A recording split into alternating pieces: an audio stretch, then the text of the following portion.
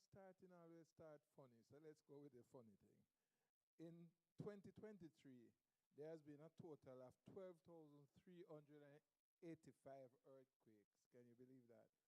17 of which were between 7 to 7.9, 115 between 6 and 6.9, and 1,247 between 5 and 5.9. The highest casualty, 59,259, occurred in Turkey on February the 6th from the detrimental 7.8 and 7.5 earthquake. Morocco had the second highest at 2,960 from their 6.8 earthquake on September 8th. 1,484 deaths were recorded in Afghanistan. And on October 8th, from their 6.3 magnitude earthquake, and 153 on November 3 in Nepal from the 5.7 magnitude earthquake. The most recent earthquake resulting in casualty occurred on November 17 in the Philippines, where 11 died. We were spared. In Jamaica, the most recent earthquake occurred just days ago. You wouldn't believe it. On November 23, Mr. Tanku, right, November 23, they record an earthquake. I mean, you never feel that one. It is 3.1. It was 3.1. The most notable, however, is the one that took place on October 30th. Everybody remember that one, with a magnitude of 5.4. And that one shook, and everybody's scared. And I'll just leak to you. That's why Mr. Peter Jervis is here to explain. All because people call the university asking, what can happen? What can you do? Not knowing that earthquake is not a predictive thing, but we have to work with it. On October 30th with a magnitude of 5.4, and June 6th with a magnitude of 4.9, and April 15 with a magnitude of 4.6. Those are the earthquakes that passed through Jamaica within the thing. And we are still standing here, right? We still. And I would say by the grace of God, because the fact that it's not a predictive thing, any number could play, and when it play. So with that I say, welcome to our earthquake seminar. So I give you the scary part. These seminars were created by instruction of our Dean of the Civil Engineering Faculty to bring the awareness.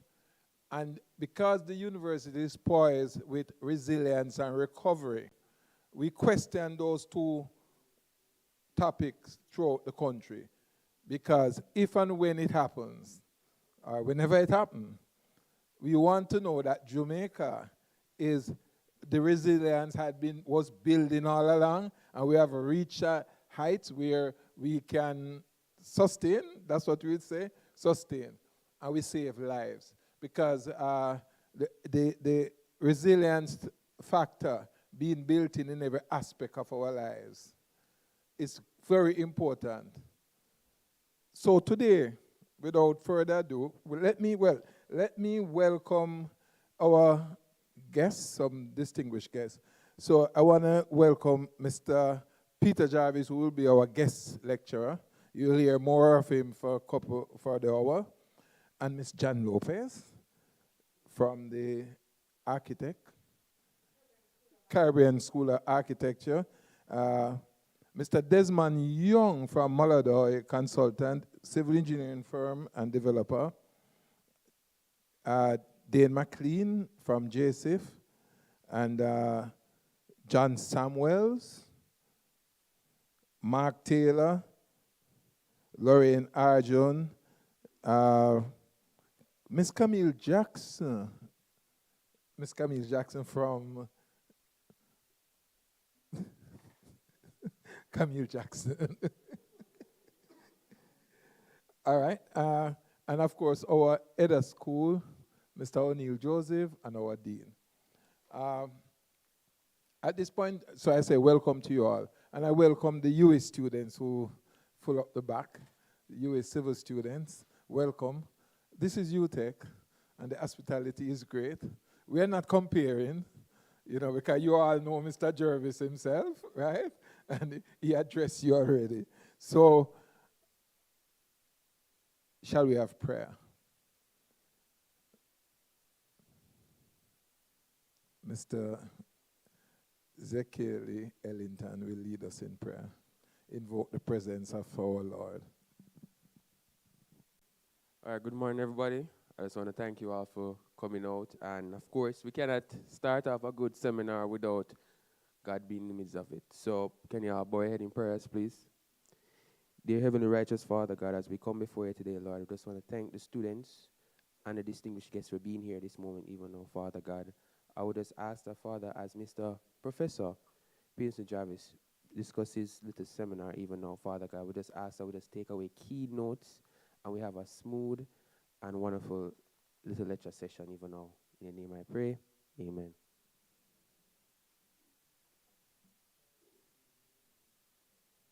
We'll now hand over back to Dr. Stewart.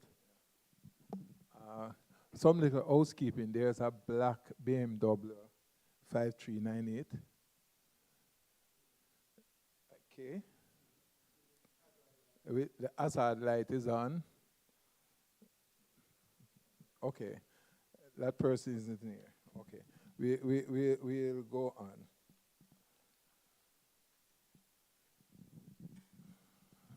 So, yeah. So, at this point in time, I'm going to ask Mr.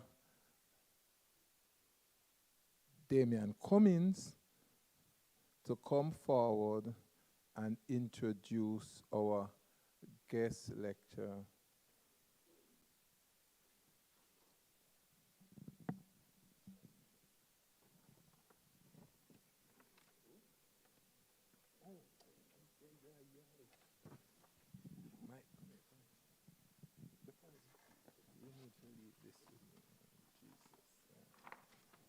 My bad. Apologies. At this point in time, my program wasn't here, so it's human here, right? And at this point in time, I'll call Professor Sean Tharp, the Dean of the Faculty of Engineering and Computing, to give the address. Thank you so much, sir. No, I know you want to mistake me to be the guest speaker, but I don't think I have that distinction at all.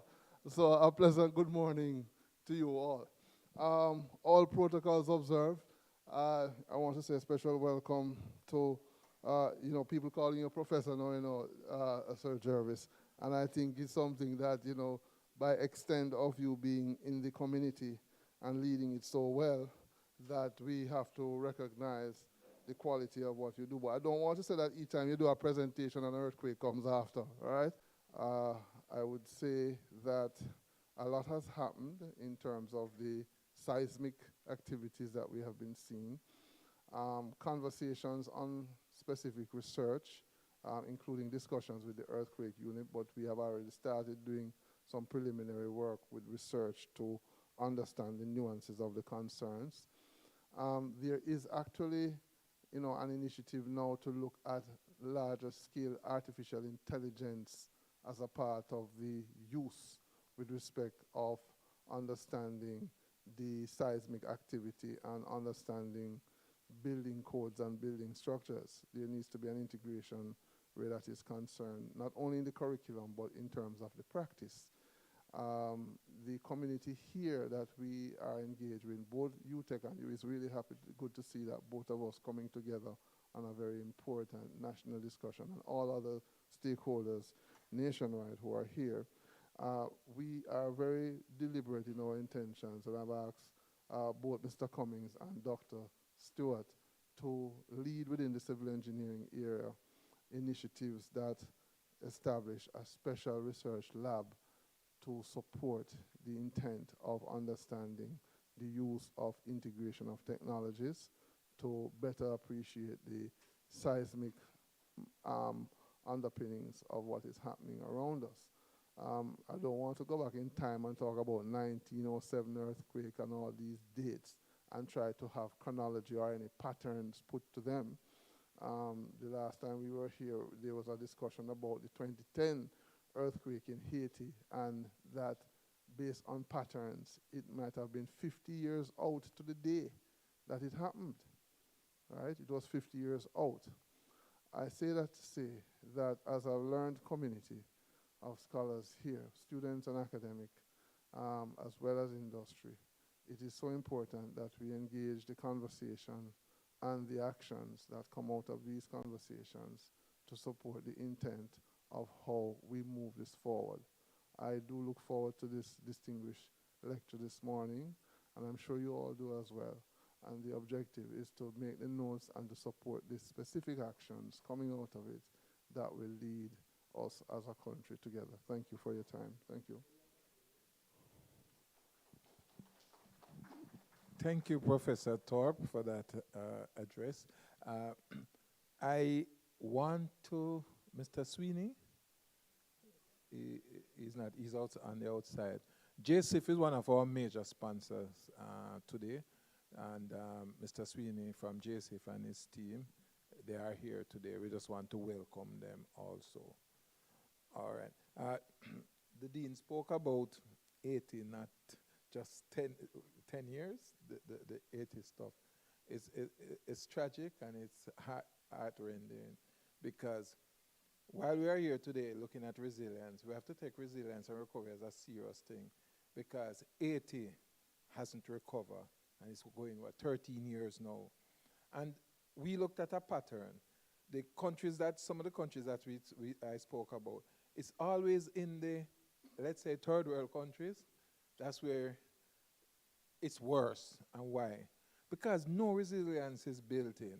You look around at Turkey. Turkey recovered like in less than 2-3 months. Business were back, everything. The gentleman even went on to win his 4th term in government, when everybody actually thought he would have lost. Something is happening. And this is why we at UTEC see that it's very important that the topic of resilience and recovery must be heightened, so that we take it serious, so that, you know, I work hard in this country and I wouldn't want to be at 80 today. Not throwing any scourge on 80, but just that. So we want to build that thing. So thank you, Professor Thorpe. I think I can't make a mistake this time in asking Mr. Damian Cummins, our program director, to come forth and introduce our guest speaker. Mr. Cummins. Good morning, everyone. It's a pleasure this morning to introduce an engineer who actually needs no introduction. He's commonly known by most of us. He's been a partner of UTEC for a while now, and in particular civil engineering department. I remember in 2014, 15, 16, he lectured advanced structural analysis in the civil engineering department. And so, but for those that don't know, Mr. Jervis has 38 years of experience as a civil engineer. He is a graduate of the University of West Indies, St. Augustine, Trinidad, where he received his bachelor's in civil engineering, and the University of Toronto with a master's of engineering, structural. His work experience started as an apprentice with the Ministry of Construction at the Public Works Department, serving in the architectural, quantity surveying, land surveying, and the material testing department. He later worked as a structural engineer after graduating, and was engaged in the design of and construction monitoring of various public buildings, including courthouses, post office, motor vehicle examination depots, and many more. After leaving the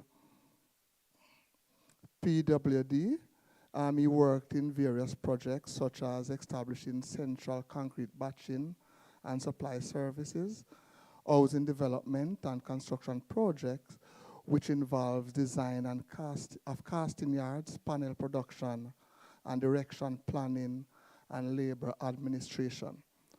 Since the establishment of Peter Jarvis and Associates, over 800 projects have been done in almost every category of civil engineering.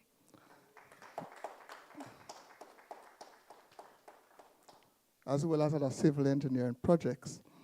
Some of his notable projects include the Norman Manley International Airport, Marriott Hotel, 12-story in Haiti, Wysinco Distribution Center, Basic Medical Sciences Complex at the UWI, Jamaica Grand, which is now the Moon Palace Hotel, and Guardian Life Building at 12 Trafalgar Road. Ladies and gentlemen, help me to welcome Engineer Peter Jarvis.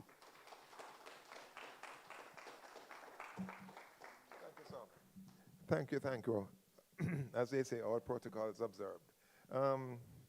Given the preambles and the earlier speakers, it has sort of drawn me away from my core, very concise and short and brief topic of earthquake dampers, because it obliges me to speak about our last earthquake, and I can just go straight into that. It is clear in my recall that it was maybe not quite as bad as the one in '93, to my sensations, that is. The one in '93 had more aggressive amplitudes, if not vibrations. This one seemed to have had more vibrations and a little extra duration. That was how it came across to me anyway. And the cracks that appeared around me were far more striking back then at the very same location. The inspections we've done so far, a few tens of properties, have not revealed quite as bad damage as I had seen back in '93, actually. '93 had buildings that needed distinct, deliberate retrofit. And I really haven't come upon anything that is screaming a need for salvation at this time. So the fact is, though, a lot of the buildings that I'm looking at, or have looked at now, are post-'93 buildings. So they have enjoyed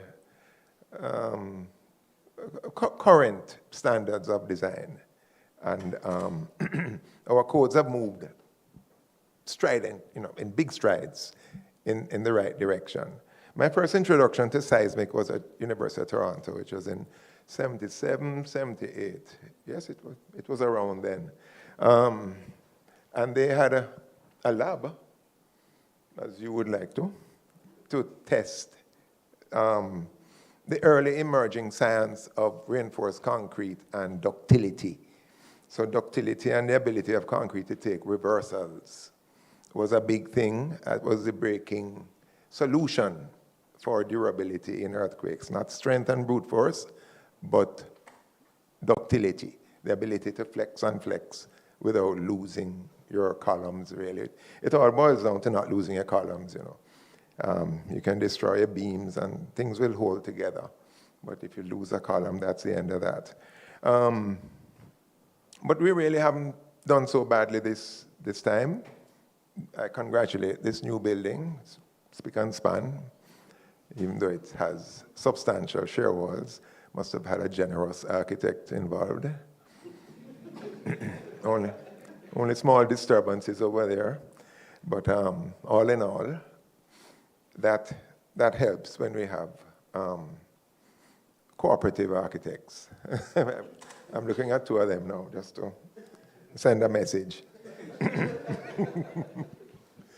But all in all, we have done well, and we shall continue to do so. Again, the Portland house, that escaped approvals, and so too are many houses. Remember now, we have, as was once said, we have maybe 40% of properties that are without title. And the person that occupies it is not going to invest too deeply because they don't have a title. So our vulnerabilities all stem from not having titles. In the simplest way of putting it, that it all boils back to that. You would not build overly well if you don't know if you will be thrown off the land. If you're so bold as to do so, well, there you go. But our weakest vulnerability stems from land ownership being incomplete and people not inclined to invest. And you can't get approvals without ownership proof. So you're stuck to build cheaply and efficiently by using as little as possible. And that is where we have all the calamity and disasters, both in hurricane and in seismic. So let's not blame our education or even the authorities, because, you know, they can only cover so much territory. And the building goes on and on and on and on. And building, which is incremental, which is a weekend building party where you do 2 walls or you have a slab pouring party, generally escapes good care and is generally done under the influence of every form of stimulant. So again, that takes caution and the extra rebar and the extra detail out of the exercise. But we do build a lot that way, and especially the upstairs additions. So we have cultural difficulties in avoiding the causes for calamity. So don't feel too hard that education isn't doing it. It's a deeper problem. But let me get back on point then, on topic for today, being dampers. And we're just to discuss the efficacy of dampers. So it would be instructive to introduce you to dampers and then say why we should or should not have it. As I don't know how many of you have read ahead, but dampers are shock absorbers. It's the difference from riding on the back edge of a pickup to riding in the cab. You feel every shock and jar when you don't have a damper. When you have a damper, it softens the amplitude and the frequencies. It defeats a lot of the high frequency aspects of earthquakes. And we can have dampers in buildings, but as we go through and look at the various types available, you will see that they're not always welcome architecturally. And the efficacy, to stay on point, doesn't really kick in until you get a few floors up. Because, as I probably would like to sequentially describe, earthquakes arrive at a building from the ground. There's no way you're going to dampen the ground. By the first level, the intrinsic damping, which is the sort of elasticity in your components, will take out some of the trembling, take out some of the accelerations and displacements. By the second and third floor, you're starting to have maybe opportunity for damping. But at ground floor and first floor level, I don't think we're going to damp out anything significantly. It is to put the upper swaying tendencies under manners, to borrow an old phrase again, to damp it out, to restrain it. So it's like, let me start moving downstream. There was a mouse. I'm not as good as you students. All right. Okay. Yeah, man, that's good. Thanks. Okay. Okay. So as I was saying earlier then, the codes are good. They make us do ductile buildings that can take many, many reversals, but we don't really want to put the building to that. As you may have all noticed in the recent, a lot of your collectibles and things poised on shelves fell off.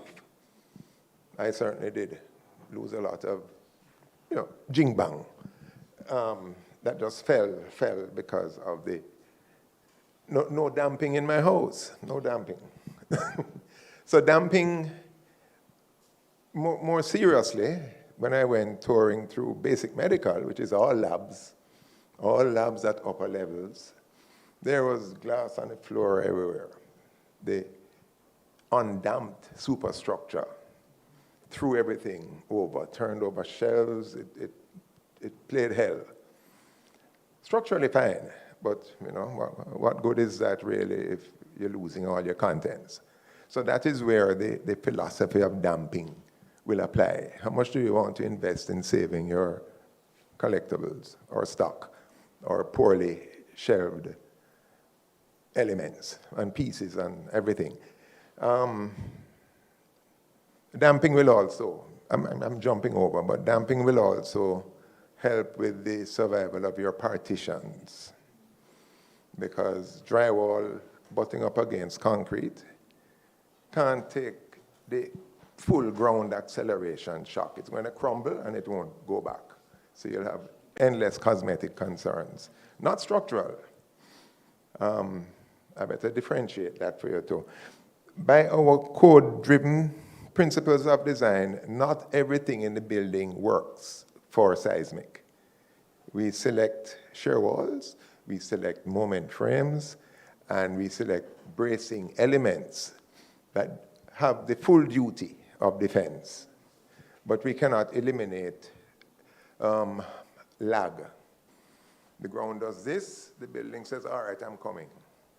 And then it goes back the other way and the building sort of creeps along.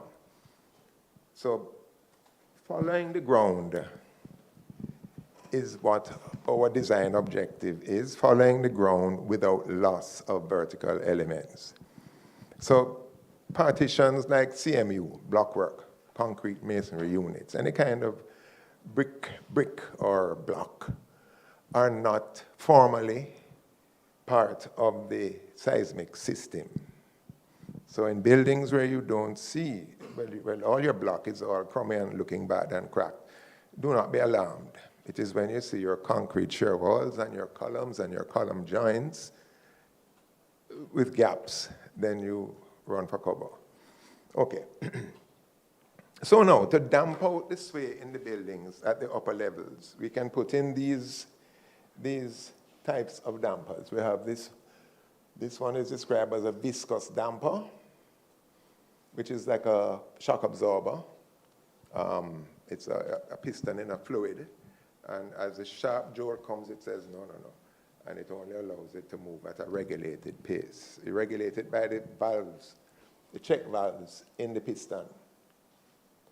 And so that manages the restraint to both accelerations and reversals, because the stiffer the damper is, you could never do that with a car trunk lid, shock absorber. You push it down, it comes up at its own time. So that's a standard sort of first resort, but very expensive solution. And these generally go against the architect's preferences. You have to sort of work diagonal members into your look to have them, even as a retrofit. Or you hide it behind a blank wall. So this kind of retrofit can be done. This type now, which is the friction, this relies less on fluids passing through a nozzle and more on the grip between plates that have been clamped by bolting together. So the tighter you bolt it up, the harder it is for the members to rotate against each other. But it will give you a uniform degree of resistance through the whole rotation moment. So I'm going to activate some of our, how we do this now? Oh, that was just passing. Okay, fine. Let me first show you why dampers can't help you at the first few levels. I need an expert here. Sorry. Pardon me while I bluster through this whole thing. First video is of near full-scale model testing of your average masonry building. It is good for you to know what we are up against in the majority of our informal structures, and why we shouldn't think of damping to get any assistance against its inevitable outcome. Control, click, click, click.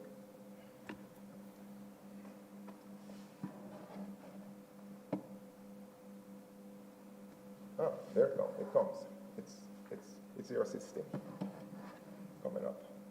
All right, so this is full-scale model testing of, it's Latin, so it's their style with arches, but masonry buildings being subjected to a shake table, which is the best kind of earthquake simulator. So you can go medium, half-scale, or full-scale models. So just watch it go through its rounds. First they're simulating a 6.5, and then a 7, and then a 7.5. And you'll recognize what happened in Portland as it progresses.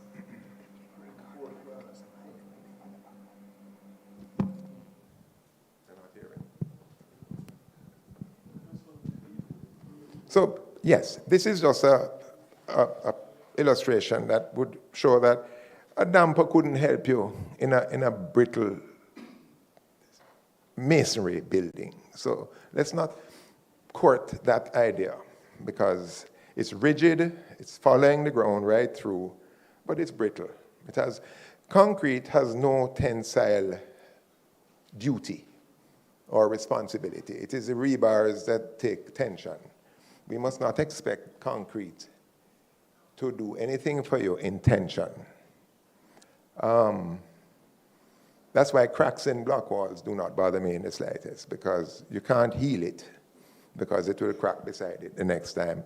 And it just doesn't have any tensile duties or expectations. Shear, yes, there is some sort of secondary tension in a shear resistant performance, but do not expect anything. Well, there you go. So that's the sort of way a house would go. Oh, we have one more here. Okay, fine. Because of its brittleness, you lose your vertical supporting elements until it gives up.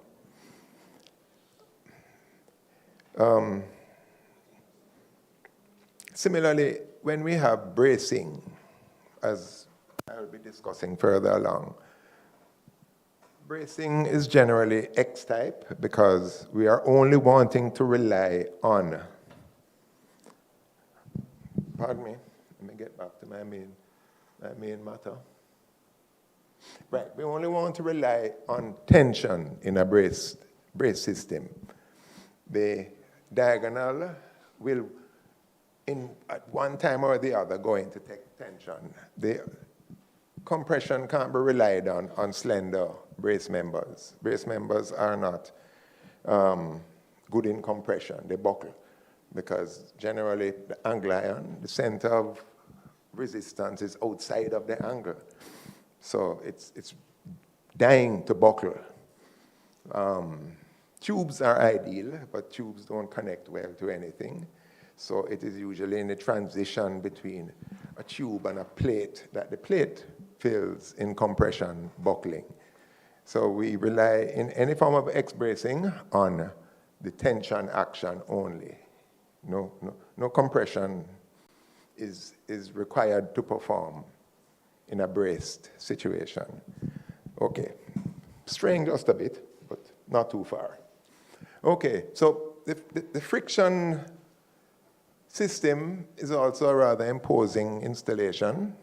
What really happens there, it's that it's in the sort of swing rotation of that middle box that transfers the resistance to the movements.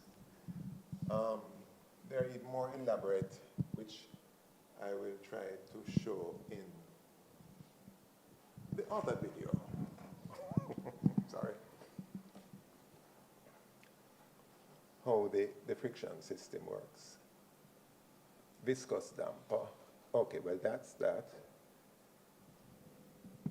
Again. I need your help. Can you spring this one to life for me? No. Sorry. Which one? Damper for vibration and seismic control.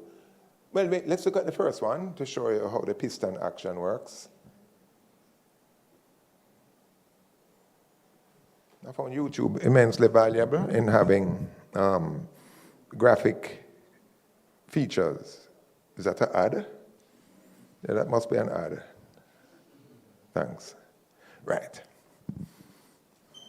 So by doing this, I'm encouraging you all to do your own private exploration using AI and YouTube, that you get very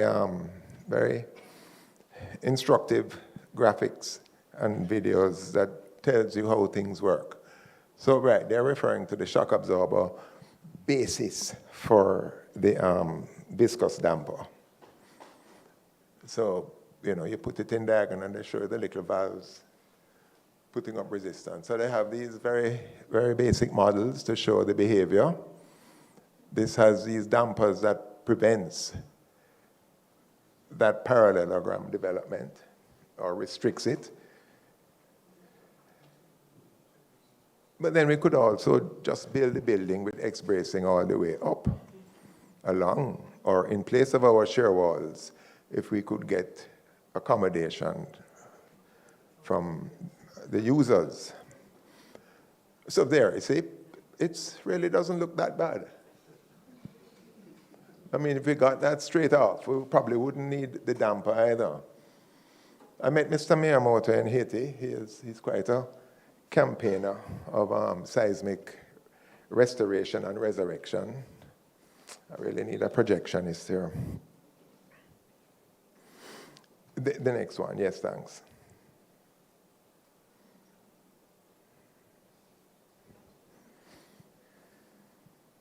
Getting even more remote. A good hefty double click may be what you need.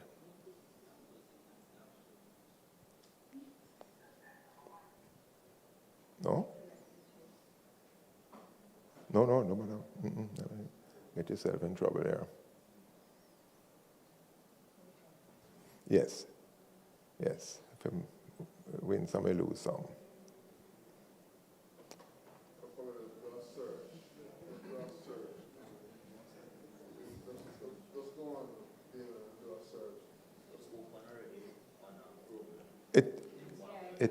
See if you see it. Just go back on Chrome. One of the first few tabs. They seem to be open already. Oh, there you go. Oh, no, that's my tab.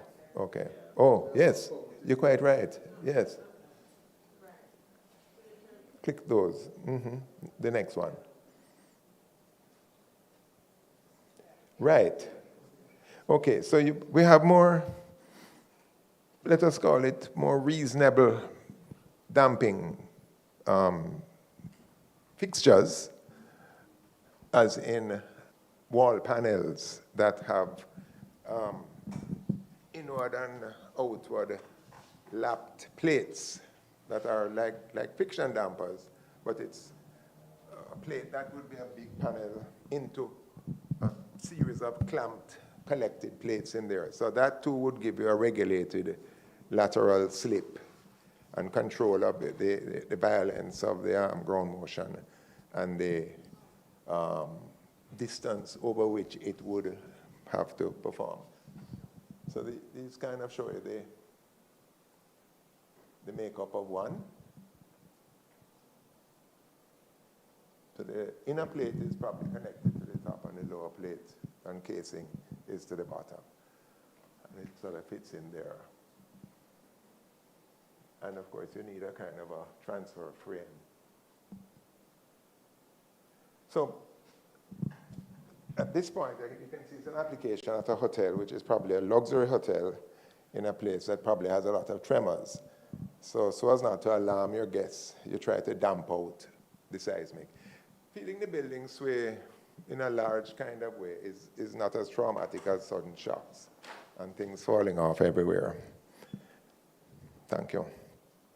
No, liven up the other one for me. I think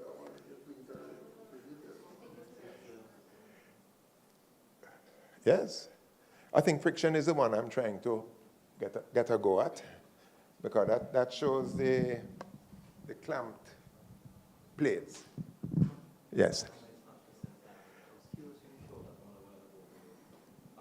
Most capital building in North Korea that came out of the earthquake is the building I want to that we built. And I noticed from a distance, I see these parking bars at about the 7th, 8th floor.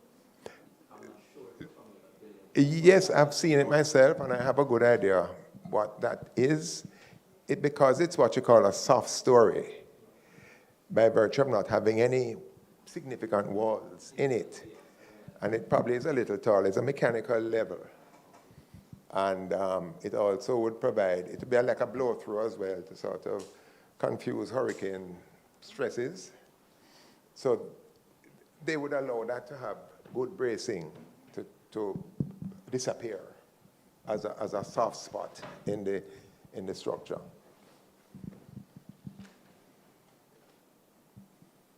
But,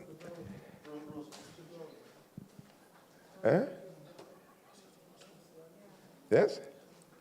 Mind you, find my boy's private YouTube. There you go.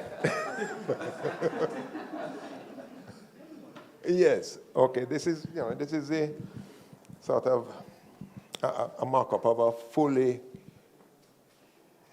built-out structure with dampers from ground up. But it's a series of clamp plates that have to rotate against each other, and that dampens it. Just another form of damping. Don't worry about it. This will just run out. So basically, those are the types of damper systems. This may be the cheapest because it doesn't have any fluid or cylinders or any heavy, complex, serviceable components. And this wouldn't have to be repaired after a little performance, after doing duty. There's another one which is called friction, and then there's one that is a plastic link, a material that would go plastic, which means it doesn't have any rebound in itself. So it would also damp out the repeating vibration just by yielding and yielding, and maybe strengthening as it, yield hardening. But you have to change out those after.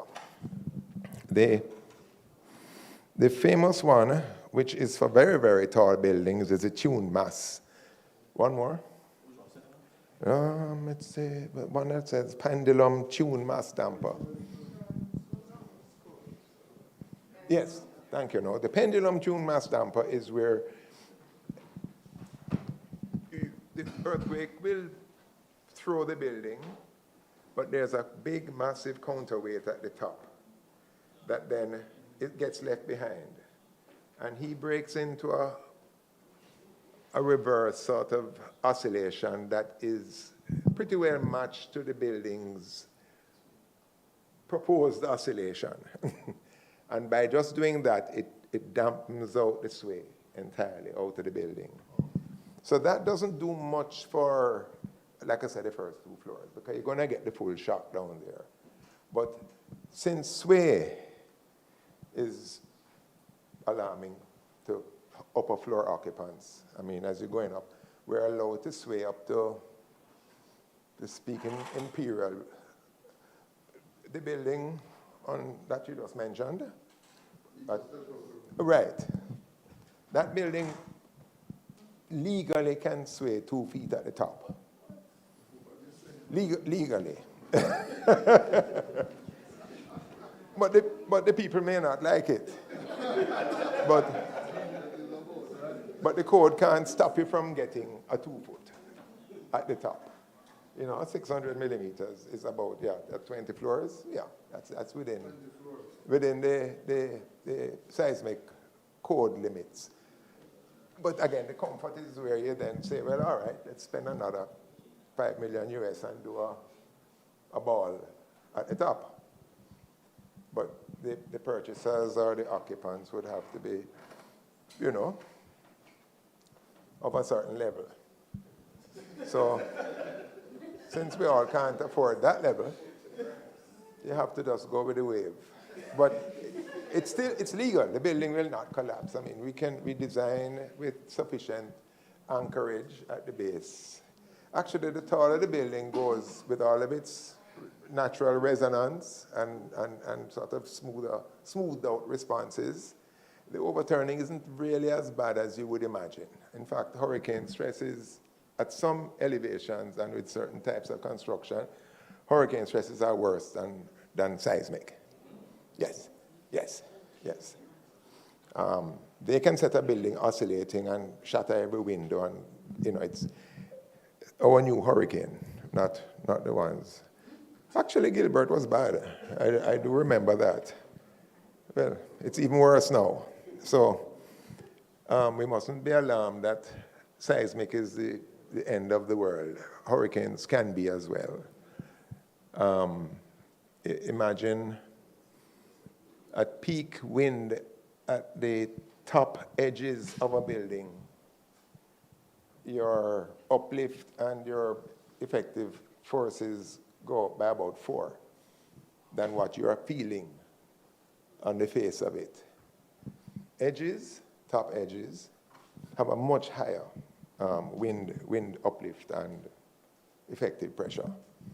So there we are. So I've shown you basically the general types of damping that we enjoy, but that is not the be-all and end-all. I have a heading here called the need for damping versus cost. You can put me back to that. Let me try and read it so that I do not go off track as I usually do. Keep myself honest. Okay. The need for damping versus cost. The shocks and accelerations do not affect properly designed members as much as it does destroy the fittings, finishes, and shelf goods and equipment. That's what the shock really attacks. It's not essential for the structure if the structure is designed according to the codes. So it's more for comfort. To sort of cheapen its intent, it's more for comfort and protection of delicate installations. So it is therefore not that beneficial for structural protection of most newly designed regular structures. Important buildings will have the budget for state-of-the-art solutions. So hospitals, airports, and security centers are suitable applications. Where trust frameworks are part of the architecture, BMSC, gratefully, it will be beneficial to incorporate dampers, but introducing them into existing buildings will have limitations due to architectural priorities. I'm trying to get to something here, so I'm reading so that I won't get any questions. The importance of protecting the contents and occupants is a main driver in incurring the expense of dampers, as they do perform for all levels of earthquakes, and the added comfort and reduced perception of minor events can be worth the cost. As I was saying, you may not even know that some earthquakes occur, or tremors. You may miss all the tremors, actually. Closely spaced additions to existing buildings may also require the reduction of the sway in the new and existing structures. So if you're fitting in a building in a complex and you're adding more, you have to leave a gap because the buildings have their own resonance. They go up on their own vibration. And if they start slamming on each other, you mutually break up your elements at the connections. Connections have to be treated. So you can put dampers between the new and the old, or dampen the new or the old. Water towers will also benefit from reducing the induced sway and slopping of the water at the elevated level. Very tall water towers. We're not into that much here, because we always have a hill for the tank. But if you have to ever build a tall liquid container structure. We could look at inserting dampers within the network, the lattice of the tower truss. Let me just run that last one. We'll have one more after that too. This one. This is to show a good application of dampers in a hospital. And it's a lovely little run through of the design setup and the modeling.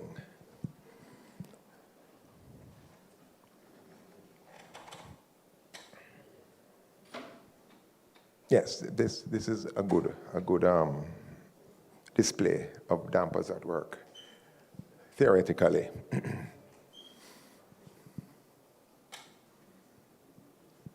Not blocking anyone.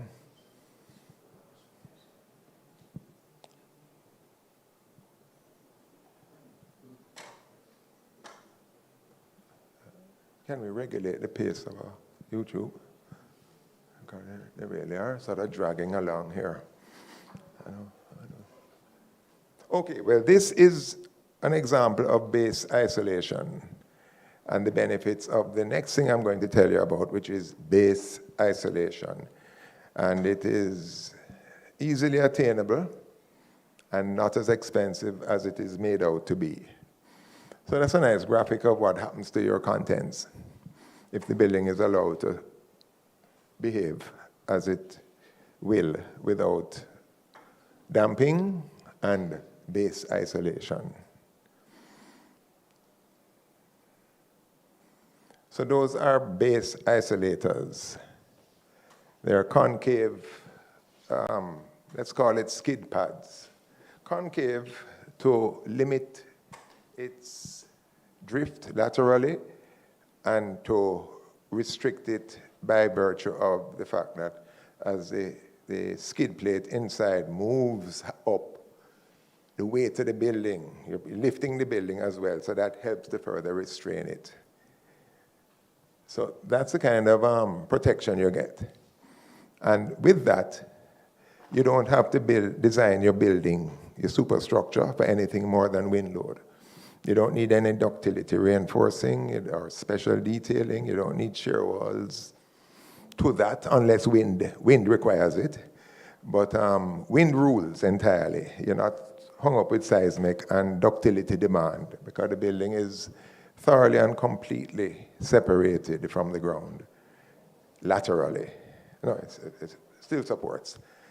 But that kind of ice separation is affordable if you don't have too many columns. I mean, I wouldn't recommend it for Wisynco warehouse because that's 2 acres and more and climbing and hundreds of columns. But if you have a tall building with 20 columns, they're easy. And then we're not concerned really with shear wall anchorage, which is a big thing for conventional design. In anchoring your shear walls for full contact ground, those foundations are generally ridiculously sized, and they have to be, so that a shear wall doesn't work if the footing slides around in the dirt. So it has to be immovable, anchored. If your shear wall isn't anchored, it doesn't work. It becomes a passenger. It punches through the dirt and loses its efficacy, to borrow a word. So that little animation there shows you base isolation, which is a topic in itself, a topic you could have Camille or someone, Camille, present on.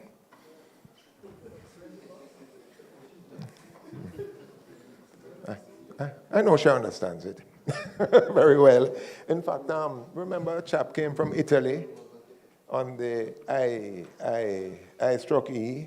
and he has a similar one, but his skid plate was more of a ball as well, so that had far more degree of freedom. But this one I find quite ideal. Right, that's it. Well, that's it. Thank you very much.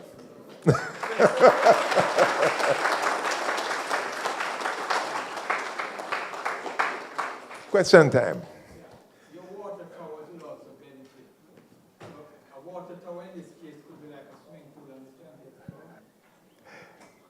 Our swimming pool doesn't have enough mass to be a concern. That local slopping is, up to 20,000 gallons, which is a big pool, is not a, no, it's, yeah. Actually, what I've been trying to recommend more is that up-level swimming pools be made of fiberglass, because the concrete sometimes weighs more than the water. To try and keep it watertight, just do an in-situ fiberglass on some angle iron. You come in basic medical? Yeah. Okay. And that will take that burden out of the whole equation. Yes? Good day, Mr. Jervis. Thank you very much for that informative presentation. So I have two questions. One, recently approval was given for the tallest building in Jamaica to be built on Oxford Road. Mm-hmm. I was looking back to see how tall it's expected to be, but the news item I saw said at least 27 stories. So as far as seismic design is concerned for us here in Jamaica, based on what you have presented, what is it that that building will need, should have in it? If you could, sort of help us to understand, that's one. And two, with the increase in construction, especially around Kingston, a number of single-family dwelling houses are replaced with multi-story units.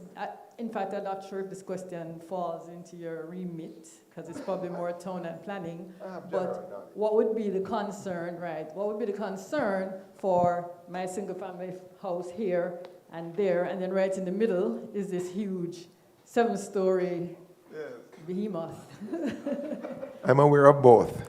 In respect to the Oxford Road ambition, it's 26 floors. The 27th floor is just enclosure for MEP. So it makes it look taller, but it really isn't much more. The philosophy in that design was reinforced concrete framework, very light open web joist composite deck flooring, because seismic stresses are derived from the hesitancy of the floors and the structure to follow the ground. So if you make your building very light, yet strong, you have far less of a burden by the time you get down to the lower levels and the foundations. So the primary move there was that the floor slabs were effectively 3 inches, because they're all open web joists on steel deck. So, yeah. And the core shear walls, certainly 2 of them got up to 2'6" thick by the time I got to the ground. And the columns started out very large, 1.5 meter by 1 meter columns in some parts. So it was a brute force design based on the current codes and subject to dynamic analysis and everything else. So it shouldn't cause you any alarm. And the approval was not challenged. It had enough to be approved. Mr. Lawrence approved it, right? I can't remember who, but I hope so. See him up there in the blue shirt. I hope so.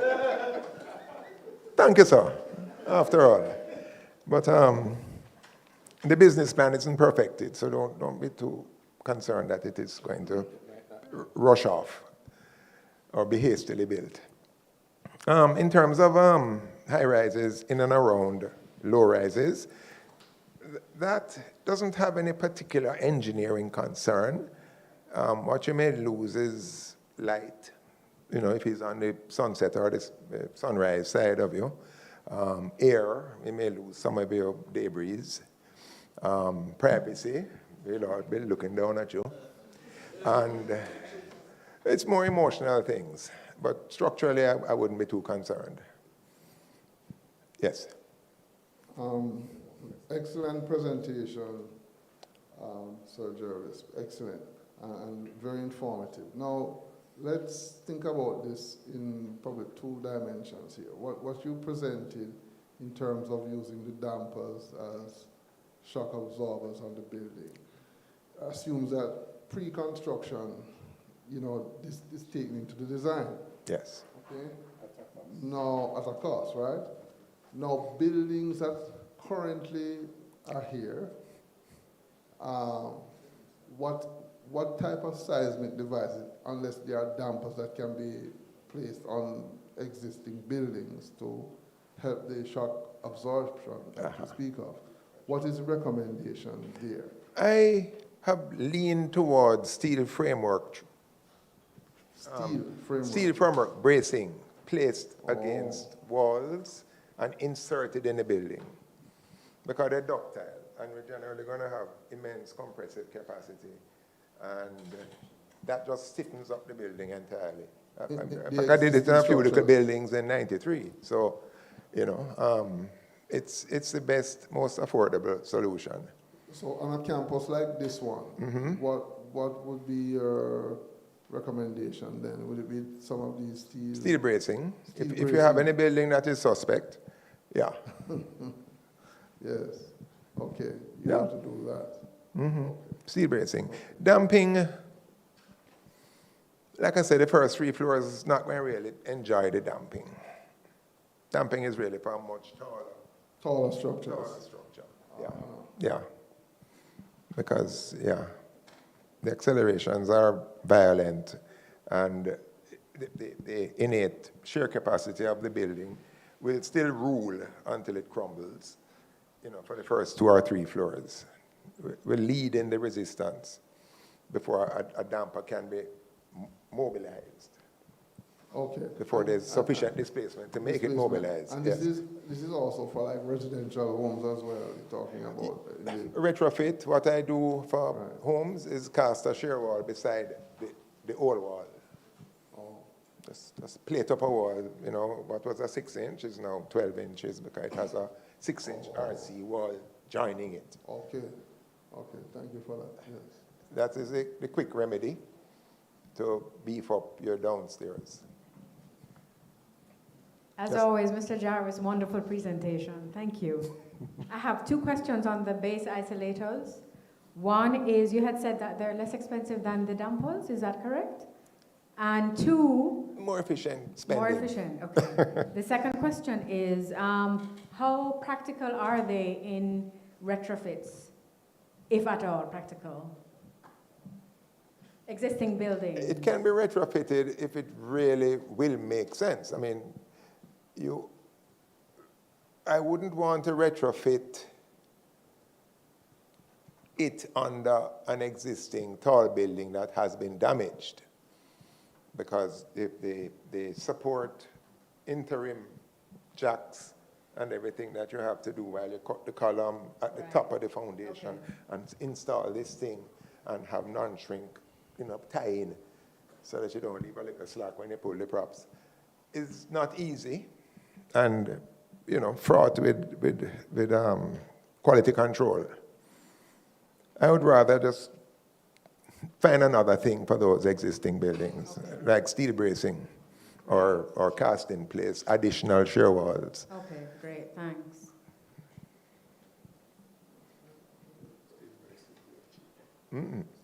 Yes, ma'am. I have one more point. You made mention in the presentation about those dampers. You had them, slant in the building, and I think you're alluding to something using AI. So how they build these dampers today? Is it that you can computationally analyze the shock rates coming off the building? You would model the building, do it, and you can model dashpots and springs. Dashbox. Dashpot, which is, a piston. Oh, okay. With a particular hesitancy. Okay. And you can model those and see what works. Oh, and you can collect data. Yes, so you would need a dashpot that is 100 kilonewtons per Mean so. done, Okay. and they will manufacture it. They have them, they just change the bulbs and ship Okay. your dashboards. Right. And So, you need them wherever you need them. so you can use that to do certain type of reverberation studies on the building to determine if at a particular seismic activity, the impact of that type of shock, based on those scenarios that you were providing. Yes. Actually, one of my videos should have shown Oh. the whole lead up to how they designed it. It's there. Keep missing it. Which one? One that says something about hospital. Okay. Yes, sir. Sorry. No, man, not the girl. It's called Gerb. Fiction, not not human mass. What is it? 1, 2. Let's see what we have. Because you can model it. You can model a damper. The software has in its many alternates for support. You have springs and dashboards. Yes, right. Sorry. So there now. This hospital, they actually modeled in the software their dampers. So this is more pictorial, but you know, you have all the trappings, right, with shear walls and everything that you need, and then they inserted at end conditions of some diagonal members a dashboard. Yes, and that would have reactions within the member output, and you send that to the manufacturer of dashboards or dampers. So you can actually simulate some earthquakes' actual behavior in software now. No longer just the old basic. The new one. The new one, What new the name? version. No man, Sumo. Yeah. Yeah. Yeah. Sumo can do it.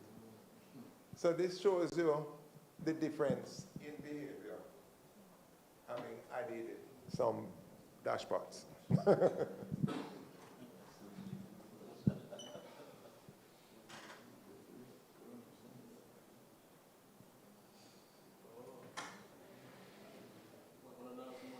Yeah, yeah. The dancing building. So everybody in the hospital need grab all. If I may ask another question, Mr. Jervis, thank you so much for the very informative presentation, and it's very timely.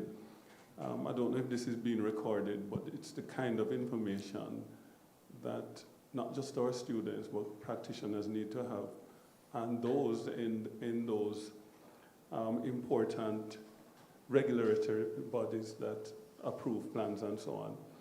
It's a critical time in our own development, and in 20 years, if we're here to see Kingston, the skyline will look a little different, and we have seen the movement. The Bank of Jamaica building has often been cited as designed for this kind of reality. It should be. What can you tell us about the design of that building and how it responded to this 5.6? Do you know? Do you have? Well, we had the pleasure of inspecting it this last time, and we have looked at it over its life. It is a fairly lightweight building. It has waffle slabs. It doesn't have very solid slabs, so it's light. It has a very strong shear core, which is a lot of shear walls clustered in the middle to do the ground motion transfer up through, the upper floors. But then the upper floors aren't that lazy either. They comply because they are light. A waffle slab is a series of ribs in both directions, and the working slab on top is 2 inches. So it really, most of the weight is in the ribs. And so it's much lighter than a conventional 6 or 8 inch slab, which you would have needed. It's certainly 8 inch with the spacing of their columns. So, whereas, I default more to open web joists, which is light as well. So there's less latency, less hang behind as the ground moves. But we got conditioned into thinking of seismic as a series of lateral loads applied to a building for simplicity of the design process. So we always sort of came up thinking that seismic load was just one big push. But the worst part of it is the reversal, the stress on your flexibility. Bank of Jamaica is a superior building. It's very good. And I know it's on piles. And it's waffle slab and shear walls. So it's good to go. Your money is safe. But that would be a class 3 building like the airport, and any other important building would be a higher level of design competency or durability. All right. Morning, Sir Jarvis. Yeah. I have a quick question. In regards to this new, not really new age for the rest of the world, but kind of new age for this context, and that's where it's very important. The availability of these particular components and services. Yes. When we're pitching to clients and so on, we say, okay, we're doing this for this particular reason. Cost-benefit analysis, it works best for you. The first thing they'll ask is, how will it work for our context? Who is going to do it? And as usual, at what cost? Do you have any information in that regard? Well, to the extent that you have proprietary fabricators and suppliers, and you would have had an engineering consultant somewhere along the way. So our side would be to give the framework to mount the dashpot or the shock absorber. We would have had to position them, and you simply order them. They probably have them in stock. And because they can do grades. You can have up to 100K and then up to 200 kilonewton. Yeah, and they have them in that sort of like standby generators, and they just change the valving to make it more compliant or resistant. And is there any special requirement for the superstructure that sits on top of this specialized foundation? Oh, well, if you're talking about base isolation, sorry, okay. I'm there talking about dashpots. No, but that as well. So conventional superstructure can work with the dashpot. Yes, Oh. especially.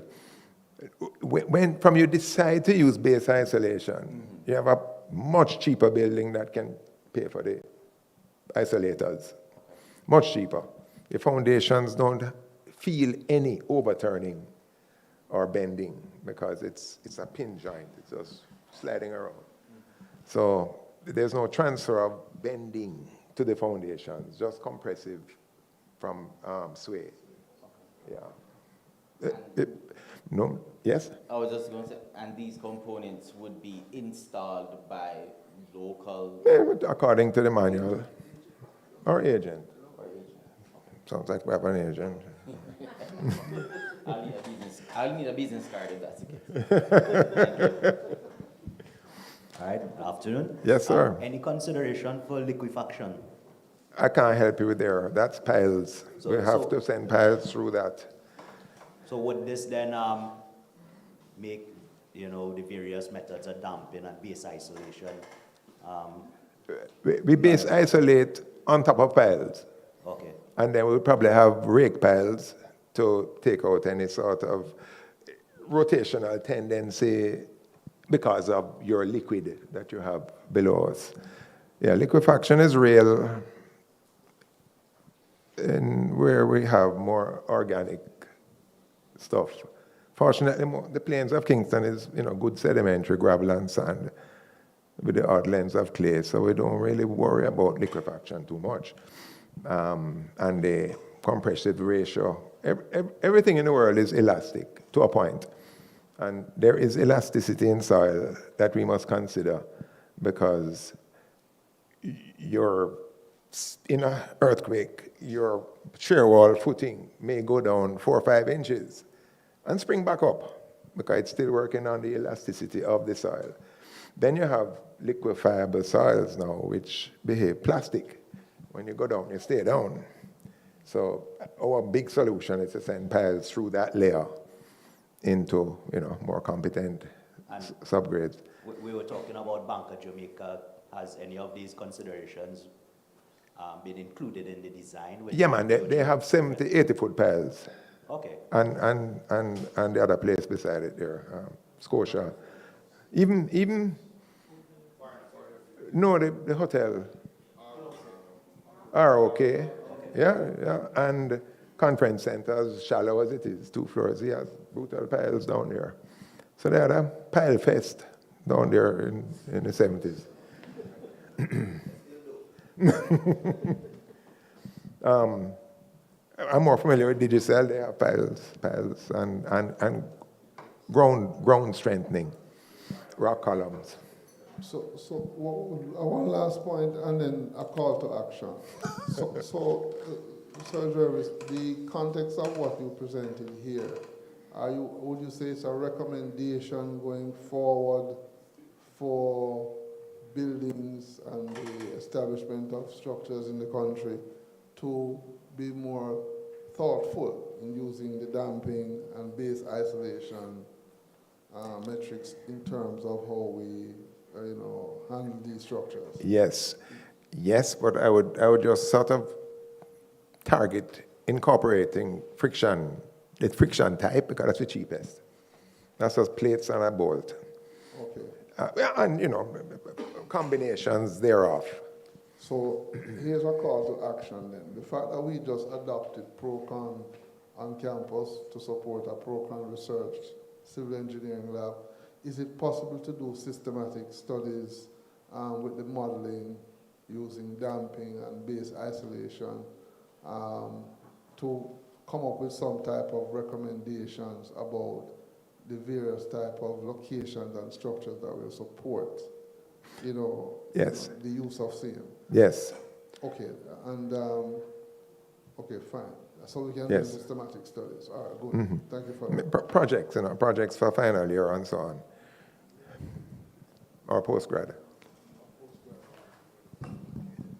Okay, 2 last questions, Mr. Jarvis. Sorry. Is it that you would recommend only the suppliers install these elements? In other words, do we have that expertise here, is my question. It's just anchoring in concrete. Okay. It's anchoring in a pad and anchoring in a column. As prescribed per design. As prescribed, yeah. So Okay, it's going that's to be 1. 2, this is perhaps not really you, but I'd like to make an open request. Is it possible for us to have a copy of your presentation? Sure, it's in his computer. So. It's on YouTube? Yeah, and LTSU can let you. Okay, fabulous, no problem. Thank Just you. edit out some of those clumsy moments. Edit out the clumsy moment. Okay, yeah, for all, it's on YouTube, and LTSU will let us have the tapes, they're recording, and then we can just give out the tapes. Because it's a lesson, we want you all to understand, especially the architects, so you can start to, because the people are asking, what can we do? And I see Mr. Jeremy Lawrence at the back saying, tell them, because when it comes to me, I'll say, oh, you do it. That's the man who approved all of the plans down at the Kingston and St. Andrew Corporation. He's structural, right? So, right. And he's also graduated from Professor Young's hand. Right? So, it's all UTech and UE. Okay? All right. Peter Jarvis, thank you. But we have the voter thanks. But let me just word of thank you to our sponsors. I'm doing my advertising and marketing, but then I was taught by that young mister. So it's JSIF, I guess. She's also from JSIF, I guess. That's why I should say, must acknowledge. Okay, so JSIF, we want to say thank you to JSIF. Make that go out on the YouTube, right? Okay, we need them help. JSIF, all scale take on this affair and brand it, pay for the outside broadcasting and send their experts to get us off. And we want to say thank you to JSIF. Give them a round of applause. Then we have Mort Concrete. This is a guy, I know him years ago, and he started off with the Rio hotel chains, doing concrete for them till he owns around 4 or 5 batching plants around Jamaica. And he's just a quiet giant doing hotels in Negril, quiet guy. We call on him anytime and he's ready. He just sends on his money, not even a banner. You know, he just says, okay, that's it. And he is located in Hanover. He's not here today. He's not here today. He never normally comes. He participated in our faculty when Dr. Blankson was leading something where the concrete was messing up the roads when they go on the road, and they have this cover. He was a leader in that. He came here, he participated, he gave suggestions. Working, I don't know where that reached, so that, you know, concrete spill. The other day I see it on the road too, in the newspaper. Nobody takes responsibility. Then we have Maladoy, consultant and developers. He just left. That's Mr. Desmond Young. He always supports us too, you know, wherever. We have Quality Plus. I don't have anybody from them here. And we have CL Environmental. That's Dr. Carlton Campbell, right? And he does air quality and those stuff, but he always supports us. Once we call, he does. And water this morning was given by Spike, which I learned that Spike take over Catherine Speak, right? So we had to change from Catherine Speak to, and they always support us, right? And of course, our staff who always support us, the UA Earthquake Unit, always here, giving us advice, participating. So Dr. Blissett, who teaches geology, I think he's a sedimentary geologist? Huh? Yes, right. You know, and he's always, he teaches here, and he's always within these forums. He's the first to put out notice on the WhatsApp when an earthquake shake. When it shake, I don't call anywhere. I just look on Blissett and say, okay, Blissett, yeah. And he's right. So you have a lot of people following. Today's lecture, as I said, is the first in the series. We'll open up with the symposium then, and we'll continue on the resilience building. And as you can see, I think Mr. Jarvis and his expertise have answered what we can do in terms of structures. Am I correct? What we can do. So now we see what we can do.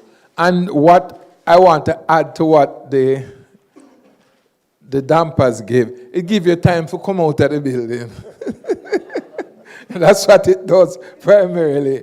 Don't stay in and think, oh, dampers are here, it won't fall. No, it gives you time to get out. So it's a safer, right? Safer. So never use a dampers. No, on dampers, nothing happen. You don't know that. We don't know that. We know the code say it shouldn't, but what if? As you have seen right now with Hazard, we were designing our 50-year flooding, now we have to go for 100-year flooding. Right? It's a good thing, so we don't have an earthquake, because what would we be designing for? We don't know. Right? So maybe it's a good thing. All right, without further ado, I'm going to ask Mr. Joseph, right, to come and give the vote of thanks, right? And we have a little presentation, right? Yeah, you'll join there for now.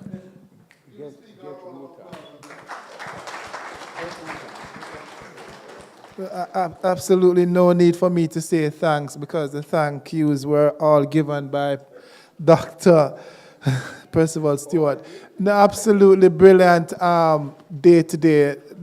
Mr. Earthquake himself is back at it. First he hit us with the symposium, and now a series that he's planning to stage, and who better he could have had than our very own engineering fraternity, earthquake structural engineer, Engineer Peter Jervis. Thank you very much. Put your hands together again for Engineer Jervis. So just to reiterate, I know that there was a team. Dr. Stewart has a way of pulling people together. I don't know how he does it. Gets people together to do things and gets things done miraculously over time. Dr. Graham, greetings. Good to see you, sir. And we're quite happy that he's able to have those kinds of input and output to be able to produce such a magnificent and important event to the fraternity. This was reverberating across the fraternity. I know several persons in JIE asked me about this event, and I'm sure there are many persons on Zoom land or YouTube land watching. So let me thank those persons on YouTube at the moment that are paying attention to this broadcast. Thank you for joining. Again, thanks to the guest speaker. Thanks to your planning team for arranging this. I'm sure you also got significant support, which you announced from the Dean's office. So thanks to the Dean and his team. The attendees, great to see you, UA students, mixing with the UTech students. Excellent, excellent, excellent. We're all members of one fraternity, called the Engineering Fraternity. So welcome and thank you for coming. Our own UTech students, thank you very much. All the other members of the team here, UTech and otherwise, thank you for coming out. Thank you very much, Sir Thorpe, Balvin Thorpe. Thanks for coming out. And all the senior members here, Professor Young, good to see you as well. All the architects, the UA Earthquake Unit, thank you for coming out and have a safe afternoon and rest of day. Drive safe. Thank you. I think there's going to be a brief presentation. Okay. All right, good. So, Ms. Bennett will come and make this wonderful presentation to our guest speaker. Yes, we need to take a picture before we leave. So let's go ahead. You want to say something? So, hello again.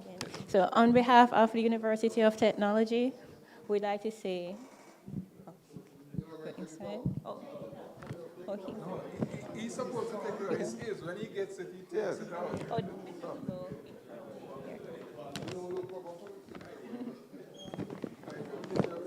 I'm going to have the recipient of brown paper too, Take it out? To shake hands. Oh, this has to take it out.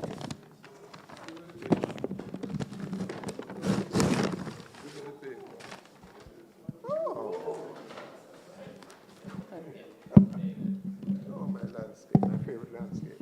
Yeah. Feels like I'm back at Lake River. So on behalf of the University of Technology, we'd like to thank you for taking the time out of your busy schedule to be with us today and informing us about Earthquake Dampers. Always my pleasure.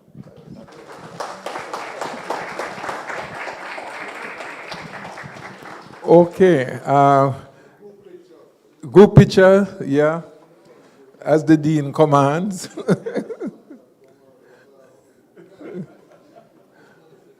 Group picture. Big up my UA friends. Big up. Thank you for coming. I hope you learned something today, right? Because it's not taught, unfortunately. Okay? And I want to big up my friend, Dr. Damian Graham, too. Never saw you, sir. Never. Big up. Group pictures.